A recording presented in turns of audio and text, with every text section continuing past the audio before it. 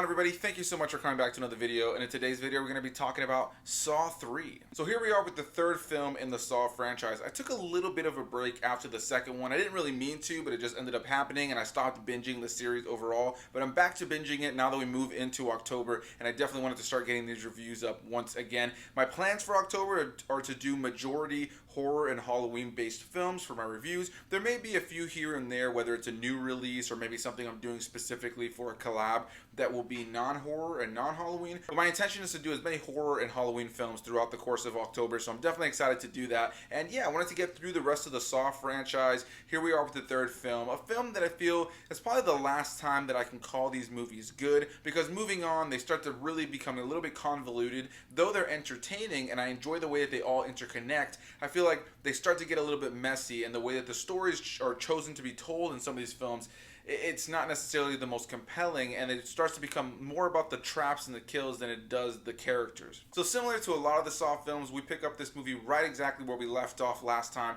Donnie Wahlberg's character has been trapped in the bathroom from the first film. He's shackled in there, and he does see the foot that was cut off from the first film as well as the saw, and he gets the basic idea of what he needs to do to get out of the situation. But instead of cutting his foot off, he decides to go and take the lid of the water tank of the back part of the toilet that's in there and crush his foot, breaking his foot in order for him to slide his foot through the shackle. Right after that, the title card Saw 3 pops up, and we get to see Donnie Wahlberg's character way later in the film, and we'll talk a little bit about that. But that's definitely probably one of my most disappointing elements, because if you remember my review for the second film, I really enjoyed Donnie Wahlberg's character. I found him to be a very compelling and entertaining character for this franchise, and I just feel like they just 100% underutilized him and just kind of threw his character away in this franchise. So the main cast that this movie focuses on is a guy named Angus Macfadyan. I'm not really sure exactly how his name is pronounced, as well as Bahar Sumek is another one. I'm not entirely sure how her name is pronounced. But then you also have Shawnee Smith, who plays Amanda, who's coming back, as well as Tobin Bell, of course, who plays John Kramer, or Jigsaw. And I will say without a doubt, one of the best parts about all these movies for me is Tobin Bell.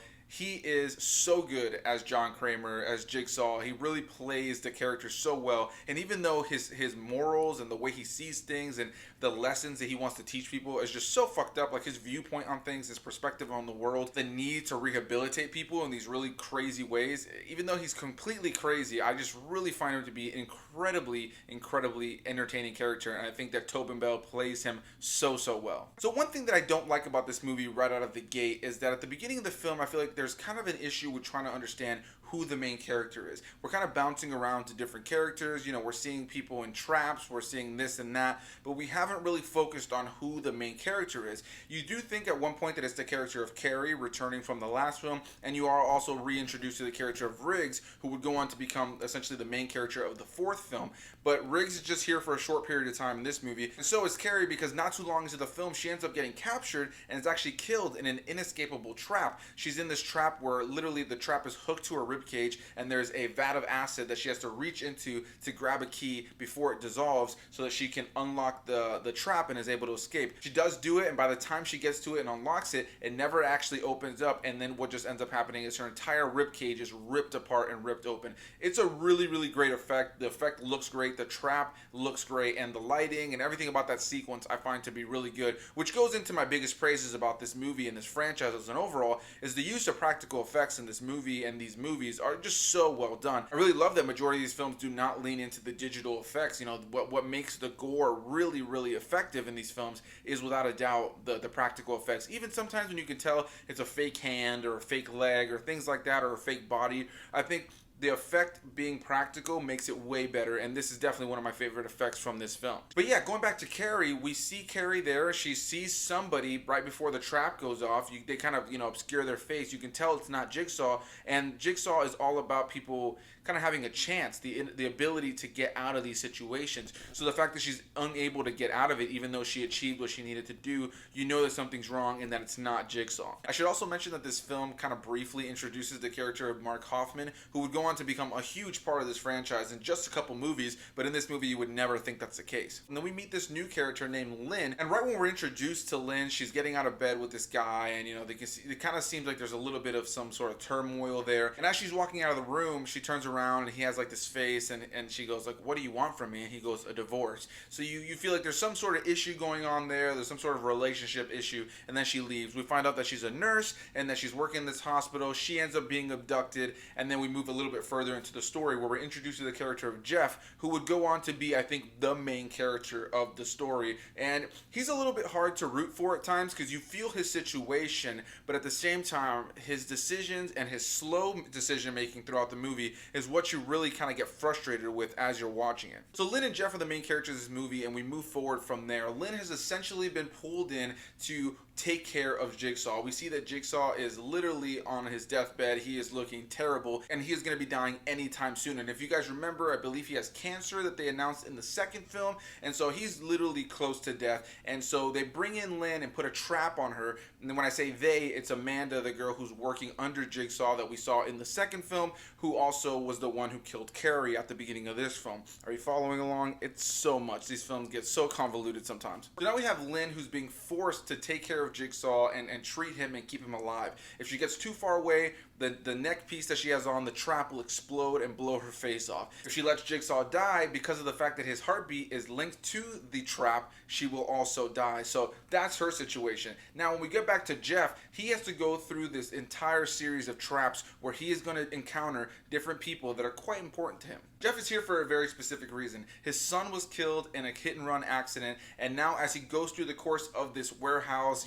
Jigsaw situation, he comes across the various people that were involved, or at least had some hand in the fact that his son's killer kind of got away. His son's killer didn't spend a lot of time in prison and was essentially acquitted after not too long into it. I think he served a small period of time. So throughout the course of this movie, Jeff comes across somebody who was an eyewitness to the situation, who ended up just leaving the scene. He also comes across the judge, who was kind of the reason that this person ended up getting free later on, and then he actually comes across the killer himself. And Jeff is not the one that's in the traps. These people are in the trap, and what Jigsaw wants him to do is forgive these people. So these people are all being tortured before his eyes in various ways, and he has to make a decision on whether or not he wants to save the people who kind of were responsible for the fact that his son was killed and that justice was not served in the way that he expected. This is where Jeff starts to get a little frustrating, because there's times where you really feel for these people. Some of them didn't do anything on purpose, like the lady who, she was an eyewitness. She saw what happened and she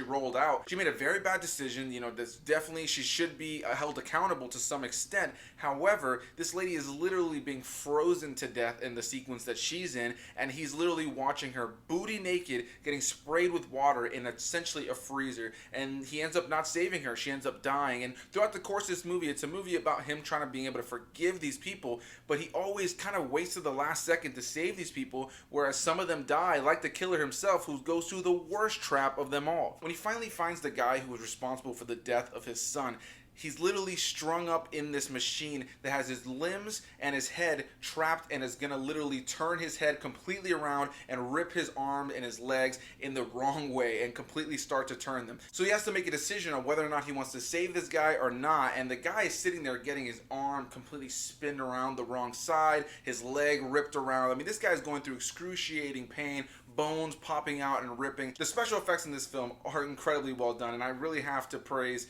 the gore and how well done they did the practical effects, because it is effective and it is very cringe-worthy to watch. It's definitely hard to watch in certain sequences in this movie. And that's just a taste of some of the traps and some of the gore that is in this movie. And really, the core of the story really comes around Jeff having to get through this, and him forgiving these people. Meanwhile, it's jumping back and forth with him and Lynn trying to save Jigsaw. We're having more and more things kind of being introduced to the story. And one thing that I found interesting is you have the character of Amanda, who is really struggling because she's part of the reason that Carrie died at the beginning. She was the reason that Carrie died at the beginning, I should say. She essentially created this inescapable trap and is becoming a killer. And that's something that Jigsaw hates, which is hypocritical, but his whole mindset is that he's putting people in these traps in order for them to fight their way out so that they can kind of have some sort of rehabilitation and have a new outlook on their life, that they should be grateful for their life. And she put him in something that was inescapable, and so Carrie ends up dying because of that. And because of that, Jigsaw ends up calling her a killer and kind of brushes her off. Like, he has like a way negative perspective of her now because he didn't give people a chance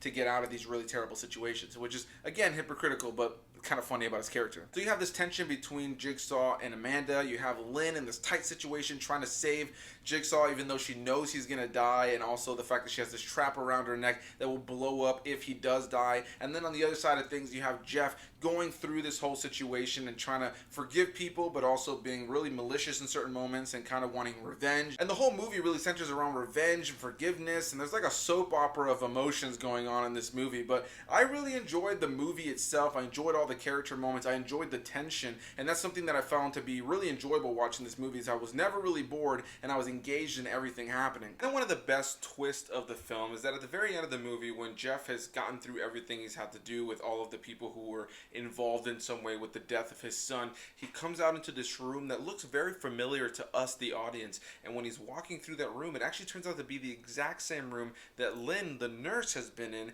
the exact same time this has been going on with Jeff. She's been there. They've been in the same building, and she's doing all that, with Jigsaw, trying to keep him alive. You got Amanda, this crazy chick who's working under Jigsaw, but he's kind of disowning her because she wants to be a straight up killer and not this, kind of puzzle killer that he is. And yeah, there's a lot of drama going on in this moment, but I've always really enjoyed this movie, and rewatching it, I had a good time with it. I found it to be pretty solid. The biggest reveal in that moment actually is that Jeff and Lynn are actually married. So the guy that she was with at the beginning of the film that asked for a divorce was actually her side piece, who was asking her to divorce her husband so that they can be official. And throughout the course of the film, there are things hinted at the fact that Jeff had this wife, and they've kind of had a falling out since the death of his son. And then they see each other, and they're very happy to see each other. And in a weird way, Jigsaw's rehabilitation kind of works in the sense that they kind of look like they wanted to see each other. They were so happy to see each other in this terrible situation.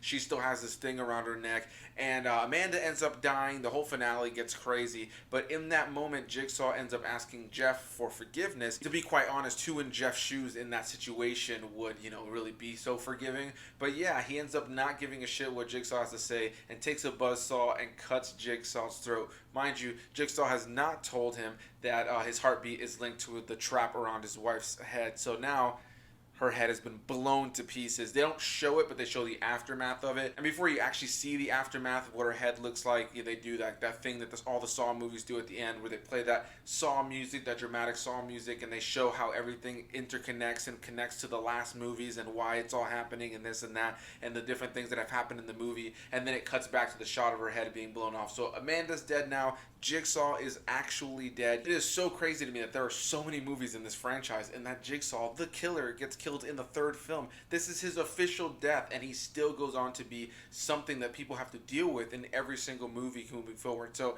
I have to commend them for how they've figured that out in the other movies, even if I don't love them. But as far as Saw 3, I enjoyed this film. I feel like the first three films are compelling. They're engaging. They have, the gore and the traps and that cringy element to them. They're not the most incredible stories, and they're not really something you go to for deep narrative, but I think that they're written in an engaging and fun way. It definitely keeps you wanting to see where it's going to go and see the decisions the characters are going to make. The acting is well done, and on the overall, I just love the practical effects, the lighting. You have some of that jump cutty editing that these movies have, which may work for some people and may not work for others.